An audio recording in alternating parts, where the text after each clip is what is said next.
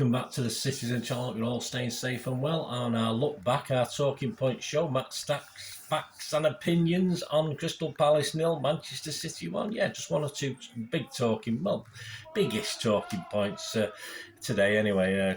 Probably mainly concerning Stones' role yesterday. A bit confused by that one. So we'll have a look back at this and have a chat about it. Of course, it took place on the 11th of March 2023 at Selhurst Park, a 5:30 p.m. kickoff. Yeah, I managed to get home for about 1:30 in the morning, so wasn't too bad, but it did feel like a long day, I must admit. So please, if you are new to the channel, I hope you enjoy it. Please push those buttons, that notification button, that subscribe button. It'd be great to have you on board. Spread the word. Everything City, of course. I try and do lots of different things on City, not just reviews and information and previews, etc., but lots of different things as well. So it'd be great. Check out the channel, check out all the stuff. And if you are pressing buttons, guys, if you can press that like button, I'm trying to get a target 25 likes for these vlogs. It's not the biggest target, but it takes some doing, so your support will be much appreciated. Just press that little like button, guys. I'll be very, very grateful. Right, so the team, I got 9. I was quite happy with that. I was a bit puzzled by Stones. If he wasn't going to be used, we weren't going to play 4 at the back against Palace because there's no offensive attitude at all to Palace. Yes, he can certainly hit us on the break, have that capability, but there's no way that was going to happen. So I was a bit puzzled as to where Stones was going to play. And based on where he did play in the game, I was a bit confused as to why. All right, if Walker's on the naughty step, Lewis didn't get a chance as he sort of put Lewis to one side again now that some of his more key players are coming back into a little bit of form. I'm not too sure. I just thought Pep was totally wrong to play Stones in that position yesterday. And of course, we have to ask questions about Laporte's future as he tends to not be getting games at all. So that's, if he is sulking, he's certainly not going to help, is it? That's for sure. Anyway, the 11, I got 9, so it's just a couple of defenders I didn't get correct, but the midfield and forwards were all spot on, and the keeper, of course.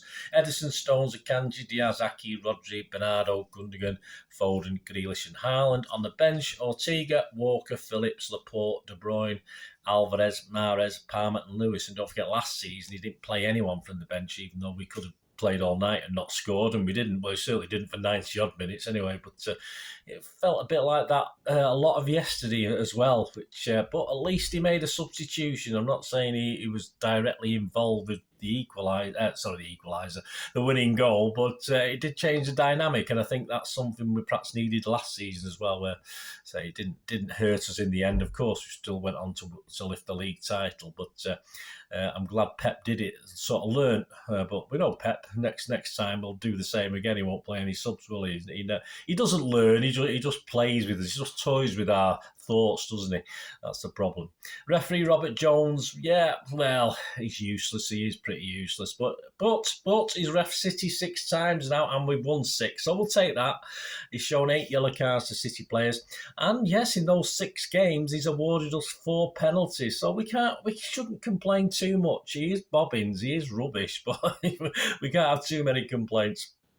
The VAR, of course, was Neil Swarbrick. I don't think there was too much to that. I didn't see anything, and we couldn't see it when I was in the ground. You couldn't see the scoreboard anyway. Whether anything went to VAR, I have no idea.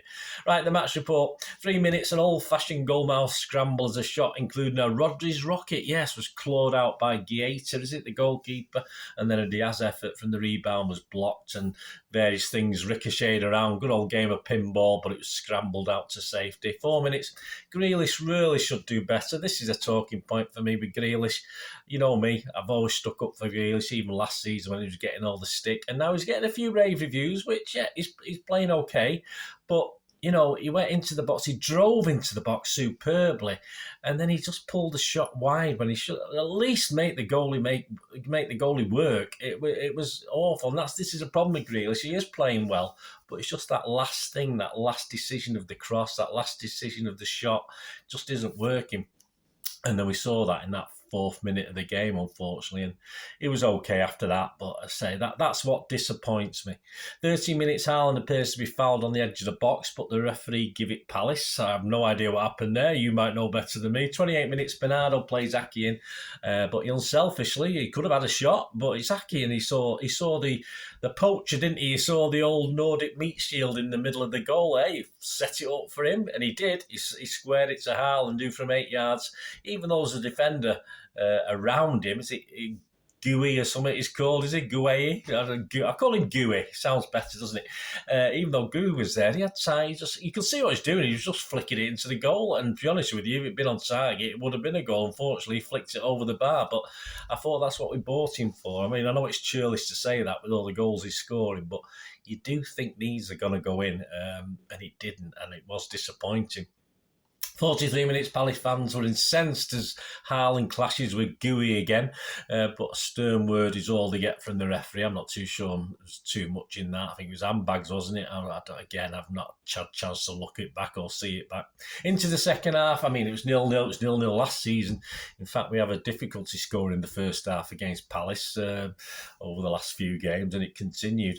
On 56 minutes, after about a 5-minute delay, it felt like a Foden free kick beat the wall, but of course, he had the City players lined up, and the keeper just placed himself behind the City players. So, all right, he probably saw it a little bit late as it came, but it came to the exact spot he was in. So it wasn't. He palmed it away, fair enough. It wasn't the most, but Foden didn't do anything special with it, and the goalie didn't have to do anything special to save it. And then he got pulled off, didn't he, Foden, on 58 minutes. He was sub for Alvarez, and as I said, that changed the dynamic. He didn't, he nearly had a great chance. He nearly had a goal, didn't he, Alvarez? But it just changed that little dynamic, and that's something perhaps he should have done last season when it was 0-0 on 60 minutes, and he carried on with his team because that's a team he picked, and that was it. But he didn't this time, so I'm hoping Foden was subbed for tactical reasons rather than for any problem with this foot thing that he's got going on. 59 minutes, yellow for Diaz, who takes out Zaha in midfield. Good on you, Diaz. 60 minutes, yeah, it was brilliant from Alvarez. He just turned the Palace player, I don't know who it was, but he left him in his wake, but his shot was always rising. It, and he has a habit of scoring goals into the roof of nets, Alvarez. I've noticed that, even if he's 2 yards from the goal or 18 yards from the goal, unfortunately, he doesn't really know how to keep shots low, I don't think. So I'll have to work on that, because it would have been a cracking goal. It would have been a brilliant goal if it hit the target, but it didn't. 65 minutes, Aki lunges at Elise. Elise saves it for a yellow. 77 minutes after a quick short corner. It was contact from Elise again. No need to do it. It was a lovely leap by Gundo into the air, but there was contact. I mean, VAR aren't going to overturn it because it's not a clear and obvious error. There was a foul there. Perhaps Gundo made a lot of it, but so what? Wonderful. That's what we want. And needless to say, it was pretty pointless by Palace, but we'll take it. And we probably needed it last night because I couldn't see us scoring again at that stage of the game, 77 minutes. Fortunately, Erling kept his cool, kept hold of the ball, kept his cool, and fortunately sent Guita the wrong way to make it 1-0. I think I was fairly confident we could hold on to that, but you're not quite sure with City at the moment. But at least it livened Palace up just a little bit. 79 minutes, KDB. A bouncing KDB. He looked happy, even though he was coming on in the 79th minute, came on for Bernardo. 82 minutes, Zaha and Stones take part in a good old-fashioned round of all-star wrestling, I think. And it's a bit of confrontation, but it soon calms down. And it was peeing down by then, so I think the players just thought, we'll get on with it. I want to get in for a shower now. 89 minutes, we had Walker for Stones. Walker behaved himself, didn't he, for the 5 minutes? All credit to him. Well done, lad. He didn't pull his shorts down or anything like that, but well done, mate. And 90 minutes, Zaha sort of tore Walker a new one, if you like, and run into the box. But his pullback just went fizzed across the area. There's no one. The Palace players were either not in the right position or just watched it. And obviously a City player was coming back and actually picked it up. But, again, it could have been a sucker punch there if there'd been a crystal. You just imagine the way Zaha pulled it back, that he spotted someone, but obviously he didn't. There was just no Palace players there. But they wouldn't have deserved a draw. But, it could have easily happened. Match stats. 4 shots for Palace, none on target, so they break the record since records began with Opta in 2003 and 4, not long, only 20 years ago, nearly.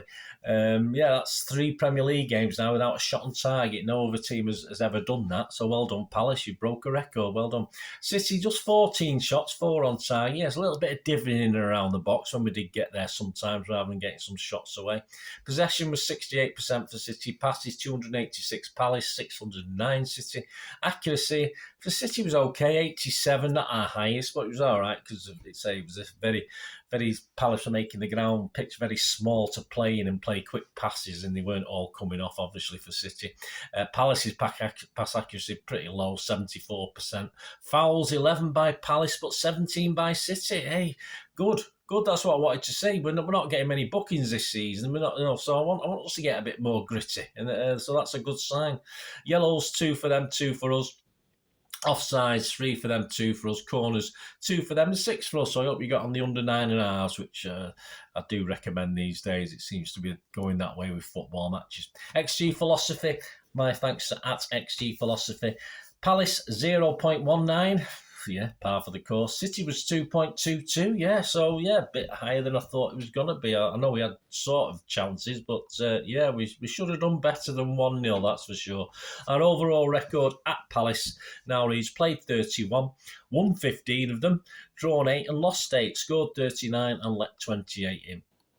Sum up for Palace, well, first time since 2003 and 4, but this is just par for the course. I think before this game, I think they've had 9 goals scored all season from open play in the league, so not good. They've got a problem. I think the manager Vieira was actually 6th favourite to get the sack as a manager, as far as the bookies are concerned. He might be okay now, but I say it's getting to the stage where the Palace have got 4 away games out of the next 5 now, so they're away from Palace where they can grab points. They're not great on the road. They got to go to Brighton, good team, got to go to Arsenal, Leeds fighting for the lives, Southampton will be fighting for the lives. So that's 4 of the next 5 games. I think they got Leicester at home, which Leicester will be going for it as well because they need the points. So by the end of that 5 games, Palace could be definitely in the bottom 3. They could be relegated. They'll have to do something. And I didn't see much last night to prove they can do it. Defensively, they were fine. They were okay, but they're not getting shots. They're not getting scoring goals. People like Zaha. I mean, I didn't even notice Zaha till I saw him in the second half because he was on our side of the pitch. But what's he offering a team like Palace who are not really doing that much even on the break? And they say they're only 3 points above the relegation zone now. So God help them if they don't. Next 5 games, he could easily just get 2 or 3 points out of the next 5 games and they will certainly be in trouble. But we'll see. I mean, they have escaped. They've got a habit of getting themselves out of trouble, Palace. Whether the manager is capable of doing it, a manager who was intimated to be a City manager in the future, whether he's got the ability to do it. The fans are getting a bit restless with him. They weren't too bad last night, but they have been getting booing and not very happy. But I think they should have probably booed him last night because it's a poor performance by Palace yet again. They didn't all right. It's if you like, a shot to nothing against City, isn't it? If City are playing well, but it's not a greatest City side. It's not the greatest City side Palace have played. I don't think it was as good as the one they played last season. That's for sure. So they should be doing better. So I think Palace are in trouble. As I said, they do have a habit of getting themselves out of trouble. Whether they will do this time, I'm not 100% sure, but we'll perhaps know better by the middle of April when they've got some of these games out of the way and see where they're sat. If they're sat still 4th, 5th, 6th bottom, or even better, the 12th at the moment, if they're sat at 12th, they'll be fine because they've got through some difficult games, but we'll see. City, yes, problem was as the same as last season, really. We did struggle in this game. In fact, possibly last season, we had more clear-cut chances in front of goal. We had 1 or 2 last night, of course we did. As I say, Haaland and Grealish should have done a lot better in the first half. But if it wasn't for the penalty, it could have easily gone the same way as it is last season. It was not luck. I mean, at the end of the day, we earned the penalty. It was a foul, all right. It was over-egged by Gundo, but we fully deserved it. We fully deserved the victory overall. But we weren't great, but at least Pep did make a substitution, which he didn't do last season. And as I said, even though Alvarez had a great chance to score a goal as well, I don't think it particularly had any input on the goal when it came. I mean, he could have still left Foden on if he was fit enough, but it did change the dynamic. I think that's important. It doesn't always mean you take someone like Foden off that Alvarez is going to be that much better than Foden would have been staying on, but it just changes the dynamic of the game. And all right, Pep's a clever man. He knows more than I do. I'm useless at tactics. You know, I'd be back to the basics. If if I was a manager, I'd try and do the old Vinnie Company, speech thing. The old Winston Churchill will fight him on the beaches and all this, but yeah, tactically I'm not. But I think it worked. The fact that he just changed that dynamic, and sometimes perhaps he has to do that. And I say I'm not teaching him how to do his job because he's, I don't need to do it. He's brilliant, but just a bit odd. Let me know what you think, guys. Anyway, I just think he needed to do that substitution on the. But last year he wouldn't have done it. He didn't do it at Selhurst Park, and it just changed the dynamic last night, which was fair enough. Well, that was it. That was my little thought. 3 points is all that matters, as they say. Kept the pressure on Arsenal. I don't expect Arsenal to lose today as I'm recording this. And some City fans are saying that was our last really tough away game. I'm not having that. We've still got some tough away games to come. You're talking Brentford's, the Evertons, which are we've done okay recently, but I'm not having that. I'm not having that at all. And it's not been our greatest away season, has it? We've not been great, and we're still, that Palace game, we weren't great, although obviously we were playing an awful team, but that's all right, apart from perhaps Brentford might have a go, but you can expect similar things from Everton and stuff like that. So yes, I'm not having that. I don't believe that for one moment that was our toughest away game and we've got it out of the way. We've got 11 games left, however many it is. Not a cat in hell's chance, but we do need to grind out these results. I think we've gone 4 wins on the trot now, and it's a bit of momentum. That's all. We've not been fantastic. Newcastle was okay. They could have had a couple of goals easily, but at least we've got some momentum, and all we need now is for Arsenal to lose a little bit of that momentum. But as long as we can keep up there, keep pressurising them up to that last month, 4-6 weeks of the season when Arsenal do have some tough away games, certainly tougher than ours on paper.